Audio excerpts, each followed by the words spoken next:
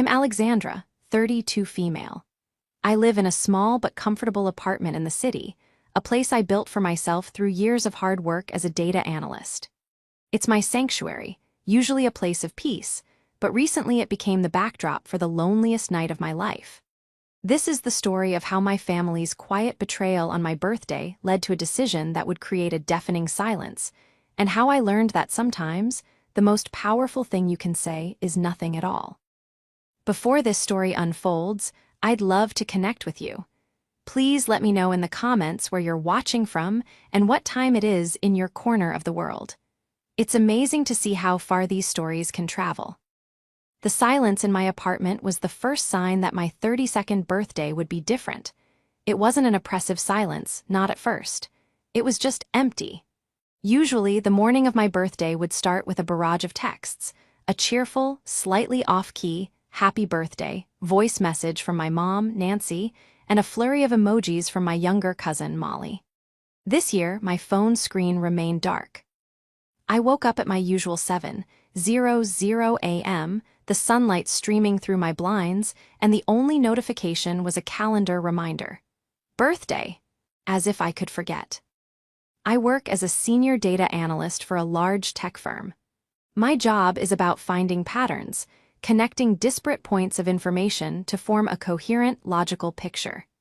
It's a skill that requires patience, attention to detail, and the ability to detach emotionally to see the cold, hard facts. For years, I had unknowingly applied this skill to my family dynamics. I saw the patterns, the last-minute calls for financial help, the way family events always seemed to revolve around my cousin Molly's latest drama, the subtle expectation that my stability was a safety net for everyone else. But I had always overlaid these patterns with an emotional filter of love and duty. I was the responsible one, the reliable Alexandra. It was a role I had accepted, and in some ways, embraced. That morning, I made myself a coffee and sat by the window, watching the city wake up. By 9:00 a.m., a single text came through. It was from my mom. "Happy birthday, sweetie. Sorry things are so hectic here. We'll have to do something low-key tonight. Love you." No call, no emojis. Just a perfunctory message that felt more like a logistical update than a celebration of my existence. I stared at it for a long moment, the warmth of my coffee cup doing little to chase away the chill creeping into my chest.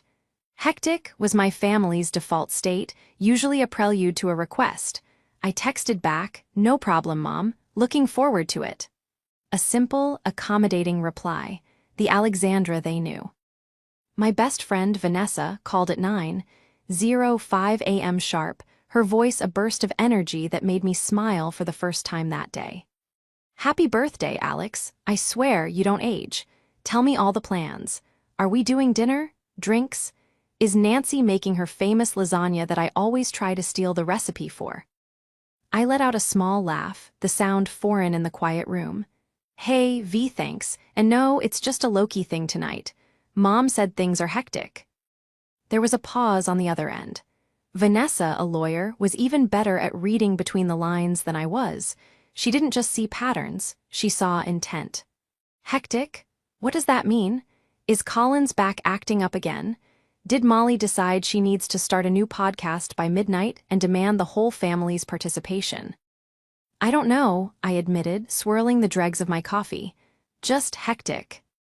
"Okay," Vanessa said, her tone shifting from celebratory to cautious. "Well, my offer still stands. I can ditch my boring Wednesday night and we can go to that Italian place you love, my treat." I appreciated the offer more than she knew, but the pull of family obligation was a deeply ingrained habit. "Thanks, V, but I should be with them. It's my birthday. I'm sure it'll be fine." "If you say so," she said, though her voice was laced with doubt. "Call me later, and I mean it. Don't let them walk all over you, not today." I promised I would, and we hung up. The rest of my workday was a blur of spreadsheets and data models. I took the day off, but my mind kept drifting to work, to the clean, predictable logic of numbers. It was easier than thinking about the vague disappointment that was settling over me. Around 4:00 p.m., my mom called. Her voice was rushed, tired. "Hi honey, just calling about tonight," she said, the sound of a television loud in the background. "Your Uncle Colin and I are just completely wiped out. It's been a day. Would you be terribly upset if we just ordered some takeout and called it an early night? We can celebrate properly on the weekend." I felt a familiar pang. It was the feeling of being deprioritized, of my own wants being gently but firmly pushed aside for their convenience. I had felt it countless times before, but on my birthday it felt sharper. "Oh, sure, Mom, that's fine, whatever is easiest for you guys." "You're a doll," she said, the relief in her voice palpable. "I'll order a pizza to your place. My treat. We'll get your favorite pepperoni and mushroom." "Okay," I said, my voice small. "Thanks." "All right, sweetie. Happy birthday again, we love you, talk tomorrow." And she was gone. "No, how was your day?" "No, what do you want to do?" Just a problem solved. My birthday celebration had been reduced to a logistical issue, and the solution was a pizza delivered to my door so I could be alone. I looked around my silent apartment. The hectic day they'd had was apparently so draining that a simple dinner was too much to ask. My Uncle Colin, a construction worker, was often tired, and my mom, recently laid off from her retail manager job, was stressed about money. I understood that. I always tried to be understanding. So I accepted it. I accepted the solitude. I accepted the pizza that arrived at 6:30 p.m., the delivery guy offering a cheerful, happy birthday. Because of the note my mom had obviously included in the online order. It was a detail that was somehow worse than if she'd forgotten entirely. It was a performance of care without any of the actual effort. I tipped him generously and closed the door, the box of pizza feeling ridiculously large and sad in my hands. I ate 2 slices straight from the box while standing in my kitchen, scrolling through my phone. A few more birthday wishes had trickled in from friends and old colleagues.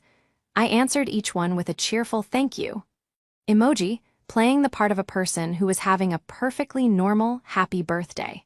I put the rest of the pizza in the fridge, the thought of eating more making me feel vaguely sick. By 8:00 p.m. I gave up. I washed my face, changed into my pajamas, and climbed into bed. I put on a mindless show on my laptop, the canned laughter filling the void. I told myself it was fine. It was just one day. They were tired. They were stressed. They loved me. They would make it up to me on the weekend. I repeated these things to myself, a mantra of rationalization I had perfected over years. But as I lay there, bathed in the blue light of the screen, a profound sense of loneliness washed over me. It wasn't just about a missed dinner or a lack of cake. It was the quiet, creeping realization that the people who were supposed to put you first, just once a year, hadn't even considered it. They were too tired, and I, as always, was understanding. I fell asleep before 9:00 p.m., my 32nd birthday ending not with a bang or even a whimper, but with the hollow echo of a quiet, empty apartment. The story of my family's finances is a tangled web of good intentions and bad decisions, with me as the perpetually available spider, spinning silk to patch the holes. My father passed away when I was in college, leaving behind a modest life insurance policy that my mother, Nancy, managed to burn through in less than 5 years. It wasn't malice on her part, just a fundamental inability to live within her means, a trait she shared with her brother, my Uncle Colin. Colin was a man who believed that things would always work out, which was his code for Alexandra will help. His daughter, my cousin Molly, was the center of their universe. She was 6 years younger than me, beautiful, and possessed a chaotic charm that people mistook for ambition. She'd flitted from one passion to another, photography, jewelry making, event planning, each one requiring a significant financial investment from the family, which, by proxy, meant from me. Her latest venture was becoming a lifestyle blogger and influencer, a career that seemed to involve taking artfully arranged photos of expensive coffee and complaining about the algorithm. She was the dreamer, the creative, the one who needed to be nurtured and protected from the harsh realities of the world. I was the pragmatist, the worker bee, the one who dealt with those realities so they didn't have to. This dynamic was established early. When I got my first full-time job, I started helping my mom with her bills. It began with the phone bill, then utilities, and soon I was covering a portion of her mortgage each month. When Colin needed a new set of tires for his truck so he could get to work, I loaned him the money. When Molly needed a new laptop for her brand, I was the one who bought it for her, a late birthday present. The requests were always framed as emergencies, temporary setbacks. "Just until I get back on my feet," my mom would say. "Just until this next big job comes through," Colin would promise. But they never quite got back on their feet, and the big job was always just around the corner. I never kept a running tally of the money. To do so would have been to admit the true nature of the arrangement, to acknowledge that I wasn't helping so much as enabling. It was easier to see it as my duty. I was good with money, I had a stable career, they were struggling. What kind of daughter, what kind of niece would I be if I said no? My best friend Vanessa saw it differently. She called it the reliability tax. "You're so dependable that they've forgotten you're a person with your own needs, Alex," she told me over coffee a few months before my birthday. "You're a line item in their budget. Car payment, groceries, Alexandra's contribution. It's not healthy." I had brushed it off at the time. It's not like that. They do the same for me. But even as I said it, a part of me knew it wasn't true. They couldn't do the same for me because they didn't have the means. I had structured my entire adult life around being the one who didn't need help. The weekend before my birthday, I had called my mom to talk about plans. Her voice was distracted. "Oh, honey, right? Your birthday. You know, things are just so tight this month. The layoff hit me harder than I expected, and Colin's hours got cut again." This was the preamble, the justification before the ask. I knew what was coming. I had a bonus from work sitting in my savings account, and I felt a familiar sense of resignation. "Don't worry about a big gift, Mom," I said, trying to preempt the conversation I didn't want to have. "Let's just do a nice dinner, my treat." "You're such a good daughter," she said, and I could hear the smile in her voice. But about dinner, Molly was thinking of having a little get-together on Saturday, just a small thing, to celebrate her hitting 5,000 followers. I blinked, a party for 5,000 followers, the Saturday before my birthday. "Well, yes, it's just when her friends are free. You don't mind, do you? We can do your thing during the week." I didn't mind. Of course, I didn't mind. I was the accommodating one. So I spent that Saturday night at my uncle's cramped house, watching Molly preen for selfies while her friends, who all looked exactly like her, talked about engagement metrics and brand collaborations. I brought a nice bottle of wine and a cheese platter, which Molly photographed for her Instagram story with the hashtag #FamilySupport. I spent most of the evening talking to Colin about the rising cost of lumber and listening to my mom complain about her fruitless job search. No one mentioned my upcoming birthday. It was an evening dedicated entirely to Molly's minor social media achievement. Looking back, the signs were all there. The hectic day, the tiredness, it was all a flimsy excuse. But on the night of my birthday, curled up alone in my bed, I still clung to the belief that it was just poor planning, just a moment of thoughtlessness. I had built a fortress of justifications around their behavior because the alternative was too painful to consider, that it wasn't thoughtless at all. It was a choice. They had looked at the landscape of their week, at their obligations and desires, and decided that my birthday was not a priority. It was an inconvenience to be managed, a box to be checked with a pizza delivery. The most cutting part was the history. For every one of Molly's birthdays, there was a production. One year, it was a surprise trip to a winery, which I largely paid for. For her 25th, it was a catered party in their backyard, and my gift was covering the cost of the caterer. Her achievements, no matter how small, were cause for massive celebration. My achievements, a promotion at work, buying my own apartment, were met with a quiet, "That's nice, dear," usually followed by a reminder of how much their own property taxes had gone up. I was the family's infrastructure, the roads, the power lines, the plumbing. Essential, but completely taken for granted. You only notice the infrastructure when it breaks. And as I lay in the dark on my 32nd birthday, I felt the first hairline fracture spreading through the foundation. I didn't know it yet, but the entire structure was about to come crashing down.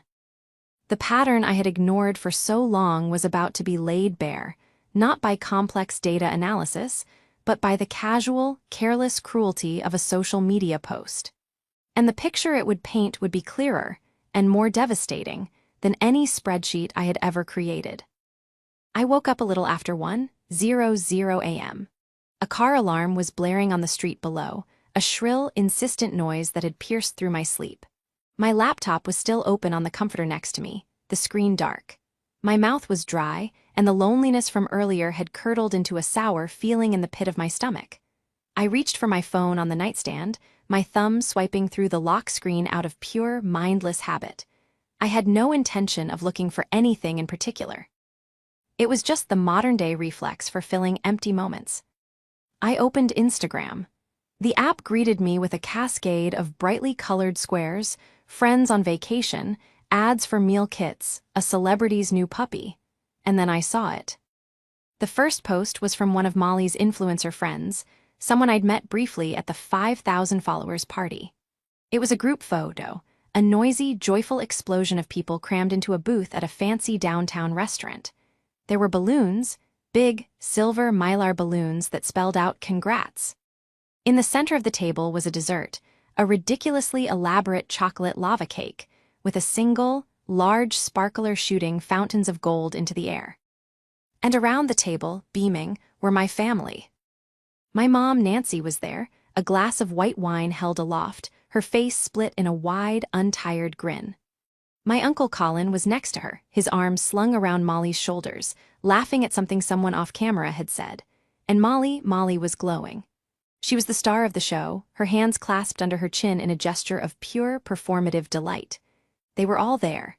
Every single person who, just 5 hours earlier, had been too tired to even share a meal with me. My heart started to pound, a frantic, heavy rhythm against my ribs. I felt a wave of nausea. This couldn't be right. I tapped on Molly's profile icon. Her story was a series of short, boisterous video clips. The first clip was a toast. My uncle's voice, loud and clear, boomed, "To our girl, Molly, landed her first big brand deal. We always knew you had it in you." The whole table erupted in cheers. My mom leaned in and kissed Molly's cheek, her eyes shining with pride. A brand deal? That was the occasion. A sponsorship from some obscure skincare company was apparently a monumental event, worthy of a surprise weeknight celebration at a restaurant that I knew for a fact was expensive. A restaurant I had once suggested for my own birthday and been told was a bit much. I scrolled to the next clip. It was a close-up of the cake, the sparkler still fizzing. My mom's voice was in the background. "Oh, Molly, it's wonderful. You deserve it all, sweetie. You've worked so hard." Worked so hard. The words were like a physical blow.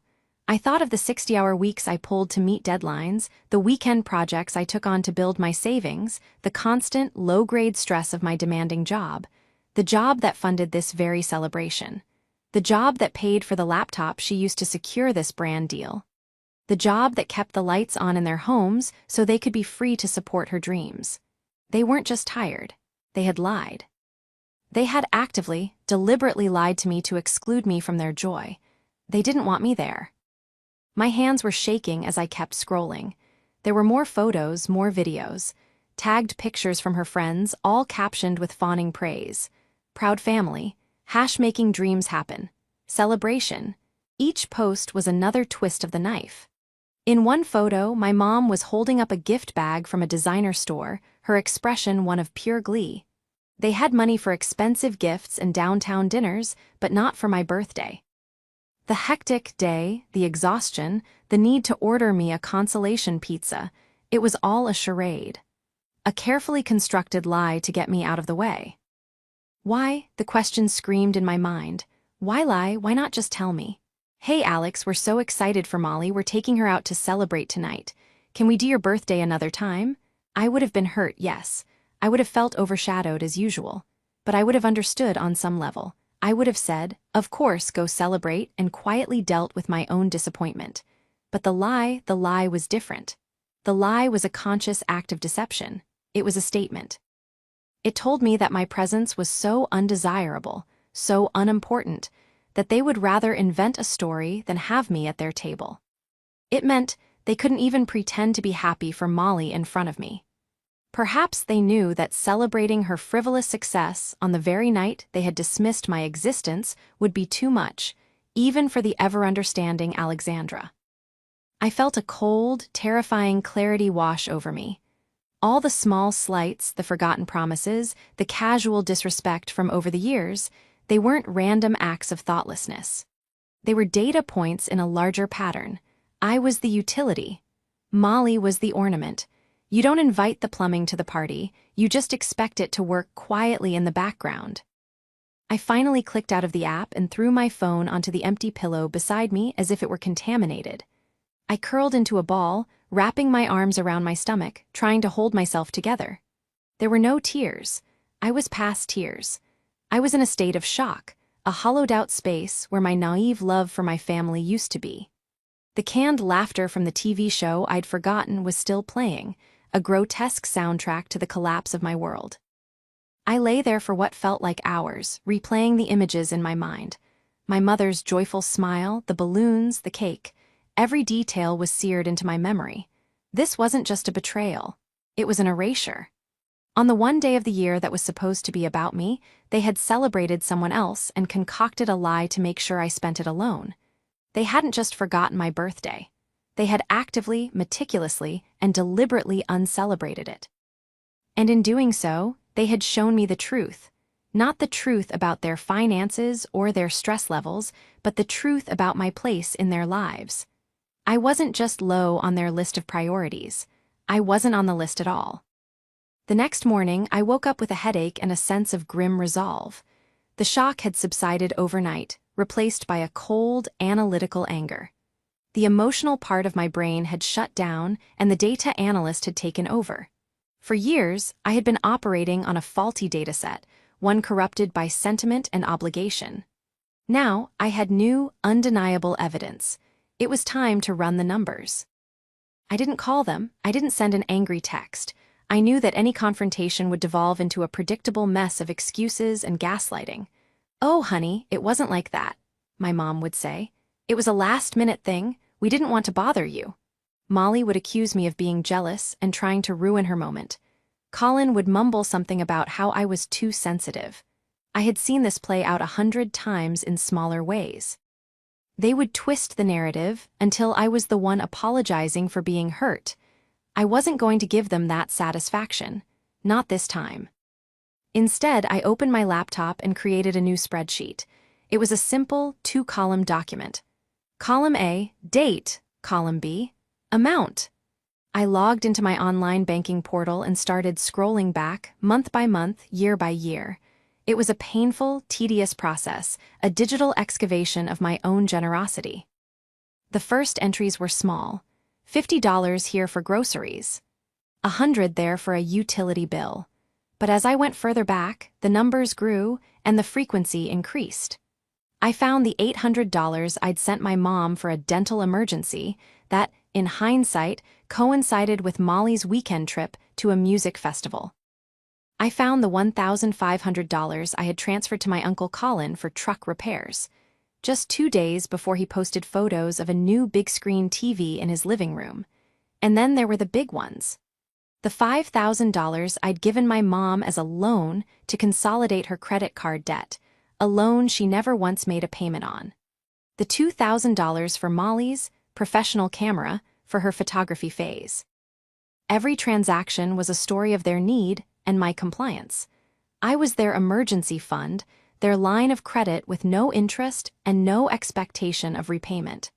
I cross-referenced the dates with my own calendar and social media history. A pattern emerged, so clear and damning that I felt stupid for not seeing it sooner. The biggest requests for money almost always came right before one of Molly's birthdays, or one of her new career launches, or a family vacation that I was conveniently too busy with work to attend. They were using my hard-earned money to fund a lifestyle for themselves, a lifestyle that pointedly excluded me. The final tally was staggering. Over the last 5 years alone, I had given them just over $47,000. I stared at the number on the screen, a cold, hard fact that could not be argued away. $47,000. It was the down payment on a house. It was a master's degree. It was years of my life, distilled into a number that had bought me nothing but disrespect and a lonely birthday pizza. The spreadsheet was my anchor, the concrete evidence that I wasn't overreacting. This wasn't about a forgotten birthday dinner. It was about a long, sustained pattern of financial and emotional exploitation. They didn't see me as family, they saw me as a resource, a well that would never run dry. My phone buzzed. It was a text from Vanessa. "Hey, how was the low-key birthday night? Feeling recovered?" I called her immediately. My voice was flat, void of emotion as I laid out the facts. The too tired excuse. The Instagram story. The restaurant, the balloons, the brand deal, the spreadsheet. I recited the final number to her, $47,000. There was a long silence on the other end of the line. When Vanessa finally spoke, her voice was low and furious. "Alex, oh my God, I am going to sue them for emotional damages." "You can't sue your own client's family," I said, a small, humorless smile touching my lips. "Watch me," she shot back. "Okay, forget that. What are you going to do? Have you talked to them?" "No," I said, my gaze fixed on the spreadsheet. "Talking is pointless. They'll just lie. They'll deny, deflect, and manipulate. It's what they do. It's part of their process." "So what's your process?" she asked. I thought about it for a moment. My job was to analyze systems and identify points of failure. The system of my family was fundamentally broken. The flow of resources was entirely one-sided. The emotional returns were non-existent. Any analyst looking at this system would recommend a total shutdown. "I'm done," I said, and the words felt incredibly simple and incredibly heavy. "I'm shutting it down, all of it." "What does that mean?" Vanessa asked gently. "Blocking them for how long?" "It means the bank is closed," I said. "Permanently. No more loans, no more gifts, no more covering bills, and no more of my time. No more Saturday nights celebrating Molly's follower count. No more listening to my mom complain about a job search she isn't really doing. No more being the responsible one who cleans up their messes." "They're not going to take that well, Alex," she warned. "Their entire financial model depends on you." "I know," I said, "and for the first time in my life, I don't care. Let them be hectic. Let them be tired. Let them figure it out." They celebrated Molly's first big brand deal. It's time for her to start contributing to the family that supports her so much. The plan began to form in my mind, not as an act of revenge, but as an act of self-preservation. It was a simple, quiet rebellion. I wouldn't scream or shout. I wouldn't send them the spreadsheet or a list of my grievances. That would be giving them something to argue with, a conflict to engage in. I was simply going to withdraw. I would sever the connection, cut the power line, and turn off the water. I spent the rest of the day fortifying my resolve. I went to the gym and ran on the treadmill until my legs ached, the physical exertion a welcome distraction. I cooked myself a healthy meal, the first real food I'd had since the pizza. I cleaned my apartment, methodically wiping away any lingering sense of sadness and neglect. With each small act of self-care, I felt stronger. I knew the test would come. It always did. The end of the month was approaching, and with it, the inevitable text from my mom about the mortgage. It usually arrived around the 25th, a casual, friendly message that was anything but. For years, I had dreaded that text. Now I found myself waiting for it. I was ready. I had my data. I had my evidence. And I had a single, powerful word that I had never used with them before: no. The next few days were an exercise in quiet discipline. I went to work, immersed myself in my projects, and spoke to my colleagues with a professionalism that belied the turmoil beneath the surface. My family, for their part, seemed to be giving me space. I received a text from my mom the day after my birthday. "Hope you enjoyed the pizza. Let's plan on that makeup celebration for this weekend. Let me know what you want to do." It was a masterful piece of manipulation. The message was cheerful, forward-looking, and completely ignored the events of my birthday night. It was an invitation to collude in their lie, to pretend along with them that nothing had happened. The old Alexandra would have latched onto the offer of a makeup celebration. She would have replied, "Sounds great," and buried her hurt for the sake of keeping the peace. But the old Alexandra was gone, replaced by a woman with a spreadsheet and a spine of steel. I simply didn't reply.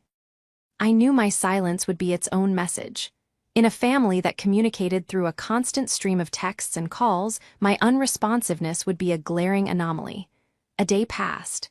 Then two. My phone remained silent. No follow-up text from my mom. No, "Are you okay?" It was telling. They didn't actually care if I was okay. They were likely just annoyed that I wasn't playing my part. On the third day, a text from Molly popped up. "Hey Alex, Mom says you're not answering. Everything good? The brand deal is official, BTW, so exciting." It was accompanied by a link to her latest blog post, which detailed her journey to becoming a micro-influencer.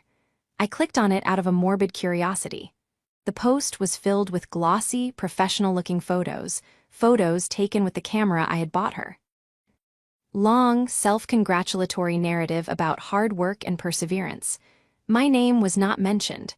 My contribution was, as always, invisible. I closed the browser and deleted her text without a reply. This was the hardest part, holding the line. Every instinct I had, conditioned by years of being the family peacekeeper, screamed at me to respond, to smooth things over, to make everything okay. It was like an addiction. My family was the drug, and I was going through withdrawal. Vanessa was my sponsor. I called her every night.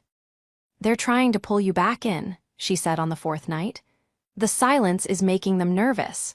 Not because they miss you, but because the end of the month is coming up.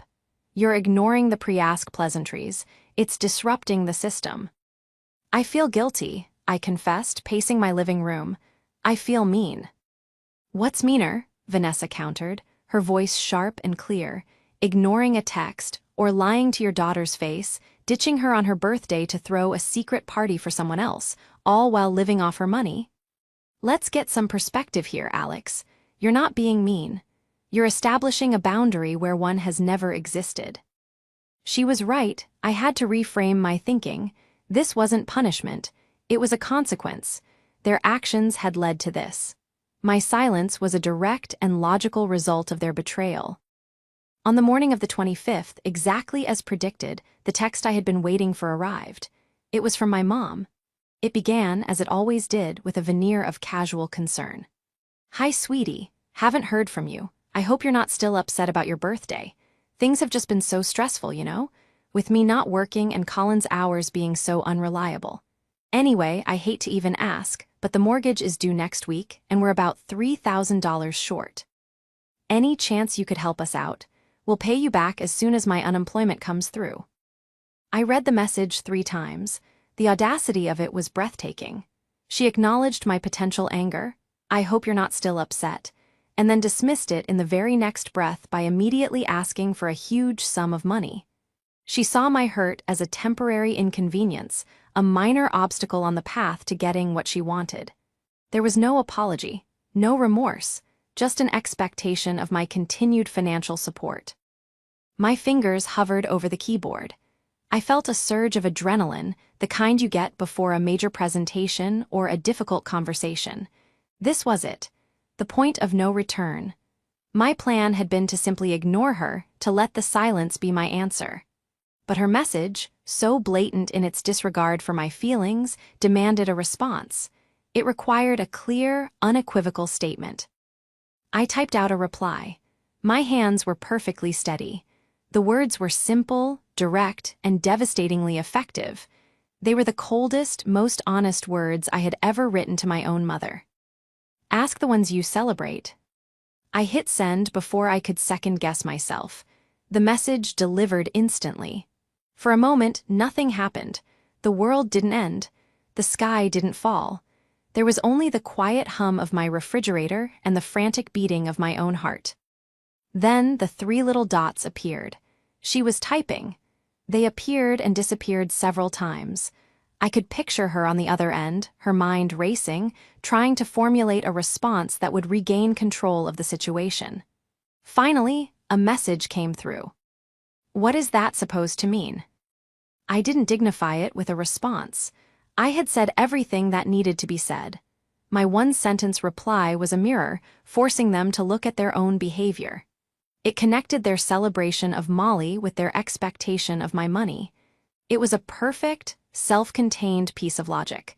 There was no arguing with it. I placed my phone face down on the counter. Then I did the one thing I had never done before. I went into my contacts, found Mom, Uncle Colin, and Molly, and I blocked their numbers. I blocked them on my social media accounts. I blocked their email addresses. With each tap of the screen, I felt a weight lifting off my shoulders. It was a digital amputation, a severing of toxic ties. I was drawing a line not in the sand, but in concrete. I knew the fallout would be immediate and intense. But as I stood in my kitchen, the morning sun warming my face, I felt a sense of peace I hadn't experienced in years. I had finally stopped analyzing the pattern and had taken steps to break it. The bank was officially, irrevocably closed. And I was, for the first time, truly free. The silence lasted for exactly 47 minutes. Then, the landline in my apartment, a relic I kept mainly for my building's intercom system, began to ring. It was a shrill, unfamiliar sound. I never got calls on my landline. I let it ring until it went to voicemail. A minute later, it rang again, and again. They were trying to find a way around the wall I had built. My cell phone, Thaug. H silent, began to light up with notifications on the lock screen. Missed call. Missed call. They were coming from a number I didn't recognize, then another. They were using their friends' phones, trying to breach my defenses. I calmly silenced the notifications and ignored the ringing. The true siege began the next morning. When I woke up at 6:00 a.m., my phone's call log was a testament to their panic. There were 61 missed calls. 61, from a dozen different numbers. They had spent their night in a frenzy, unable to comprehend that their reliable resource was no longer responding. The sheer volume of calls wasn't about concern for my well-being. It was about the mortgage. It was the frantic, desperate scrabbling of people who had just had their safety net yanked away without warning. And then there was the one text, sent from a number belonging to one of Molly's friends. It was from my mother. It was 5 words long. Don't do this to us. The wording was everything, not don't do this to yourself, or let's talk about this. It was don't do this to us. It framed my act of self-preservation as an attack on them. In their eyes, I was the aggressor. My refusal to be their ATM was an act of cruelty. It was the final, perfect piece of data I needed to confirm that I had done the right thing. I saved a screenshot of the text, and then blocked that number too. I knew they wouldn't give up. Their next move would be to bypass the digital blockade and try to confront me in person. I called Vanessa on my way to work, updating her on the overnight developments. 61 calls, she whistled. That's not concern, that's a denial of service attack. You need to be prepared for them to show up at your apartment or even your office. My office has security, I said, feeling a strange sense of detachment. They won't get past the front desk. My apartment is another story. Just don't answer the door, she advised. You don't owe them a confrontation, Alex. You've made your statement. But I knew a confrontation was inevitable. My mother wasn't the type to let go. Control was her currency, and she had just had all of her accounts frozen. It happened 2 days later. I was working from home, enjoying the quiet productivity of my apartment when my intercom buzzed. I checked the small, grainy camera screen. It was my mother, Nancy, and my uncle, Colin.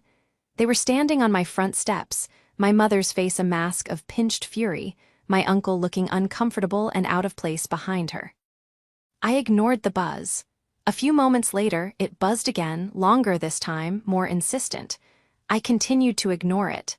Then came the banging on my door. Alexandra, I know you're in there. Open this door right now. My mother's voice, muffled but sharp, cut through the wood. My heart was hammering, but my resolve didn't waver. I walked over to the door and looked through the peephole. My mother's eye was pressed right up against the other side, a distorted, cyclopean image of rage. It was terrifying. "This is ridiculous," she shouted. "You can't just cut off your family, we need to talk." I remained silent, her banging became more frantic. "Alexandra, please, we're worried about you." The lie was so bald-faced it was almost funny. They weren't worried about me. They were worried about themselves. "Let's just go, Nancy," I heard Colin mutter. "This isn't working." "No," she snapped. "She is going to open this door and listen to me." I decided to give them one final, controlled confrontation. I didn't want a shouting match. I just wanted to deliver my closing statement.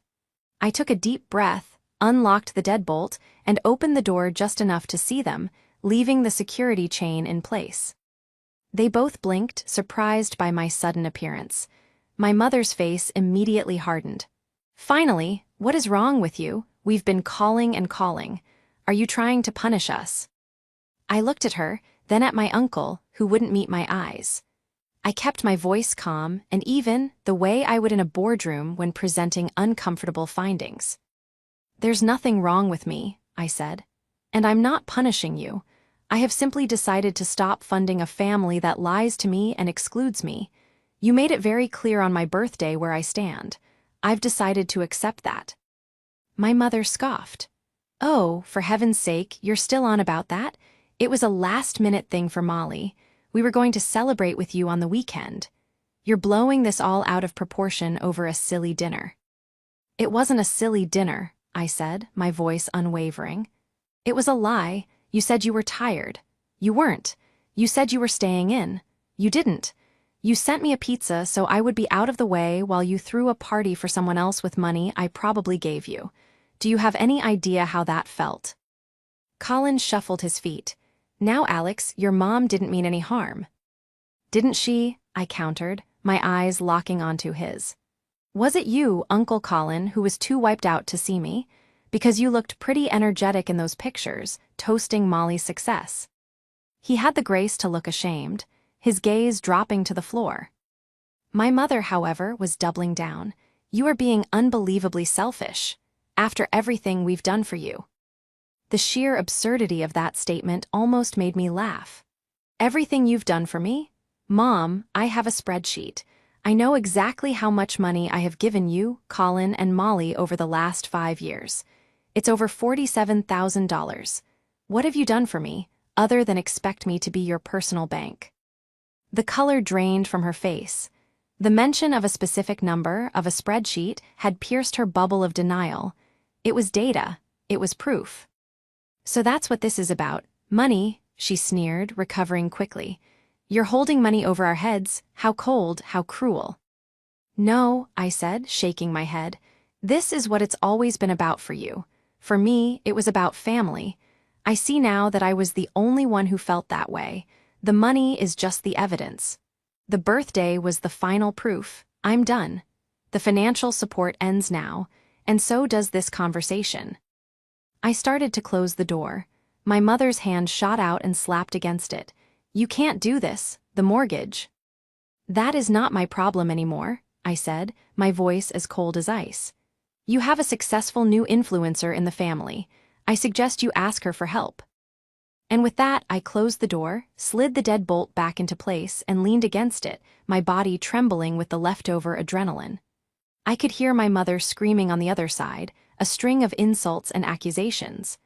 I closed my eyes and waited for it to stop.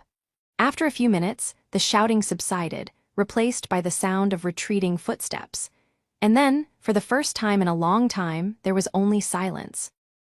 The aftermath was not a sudden, explosive event, but a slow, creeping change. The silence that followed my mother and uncle's retreat from my doorstep was profound. The barrage of calls and texts stopped completely. It was as if, having failed to break down my door, they had simply vanished.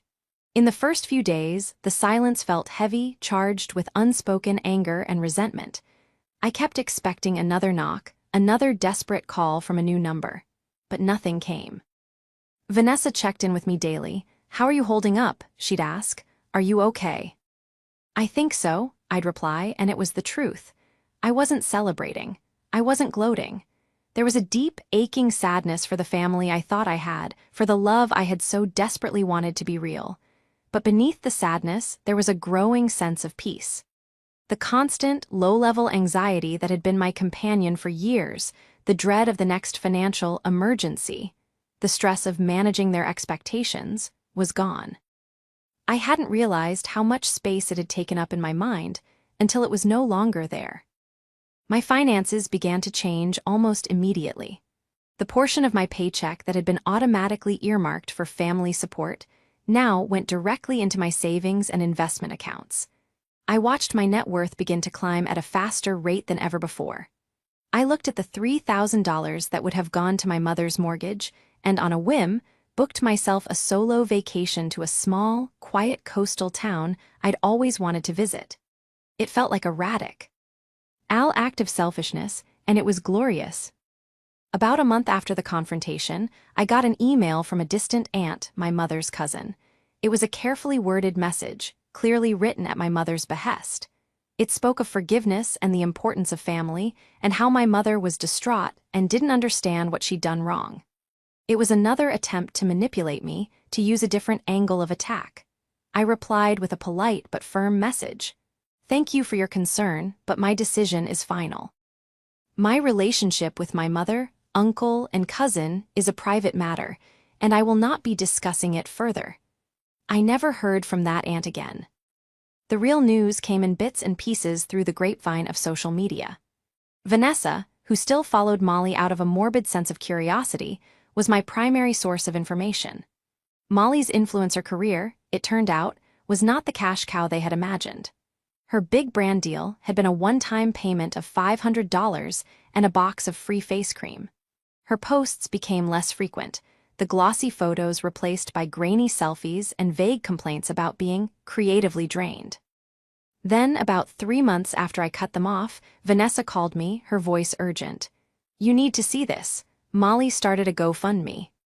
My blood ran cold. I navigated to the link she sent me. The title of the campaign was "Help a Family Avoid Foreclosure." The photo was a somber picture of my mother and Uncle Colin standing in front of their house. The text, written by Molly, was a masterclass in passive-aggressive fiction. It spoke of a sudden, unexpected financial hardship and a family member who has unfortunately chosen to step away during our time of need. It painted them as victims of a cruel, inexplicable betrayal. They were asking for $10,000. I read the whole thing, my face impassive. They had managed to raise $250, mostly from Molly's sympathetic but broke influencer friends. The public comments were a mix of "so sorry you're going through this" and "sending prayers." They were trying to monetize their victimhood, to crowdsource the role I had played for so long. "Are you okay?" Vanessa asked, her voice soft. "I am," I said, and I was surprised by how true it felt. This is just more data. It proves I was never a family member to them. I was a function. And now that I've stopped performing that function, they're trying to outsource it. I didn't donate. I didn't comment. I simply closed the browser. Their problems were no longer mine to solve. Their narrative was no longer mine to correct. Let them tell whatever story they wanted. The people who mattered, like Vanessa, knew the truth. And the only person whose opinion I truly cared about anymore was my own. The house was not foreclosed on. I found out later that Colin had to take out a high-interest loan and started working grueling overtime hours to make the payments. My mother, forced by necessity, finally took a full-time job at a supermarket, a position she considered beneath her. Molly, stripped of her financial cushion, got a job as a waitress at the very same restaurant where they had celebrated her brand deal. I never saw them again. I moved to a new apartment in a different part of the city a year later, and I changed my landline number. My life became my own. It was quieter, but it was also fuller. I traveled. I invested. I reconnected with old friends. I started dating someone, a kind and stable man who was impressed by my independence rather than seeing it as an opportunity. Sometimes, late at night, I think about that birthday. I think about the silence of my apartment, the sad, cold pizza, and the gut-wrenching betrayal I felt watching those Instagram stories. It was the most painful night of my life, but it was also the most liberating. It was the night the data analyst finally looked at the emotional spreadsheet of her own life and made the only logical conclusion. They hadn't just been too tired for my birthday. They had been too selfish for my love. And in cutting them off, I hadn't lost a family. I had simply walked away from a bad investment and, in doing so, finally found myself.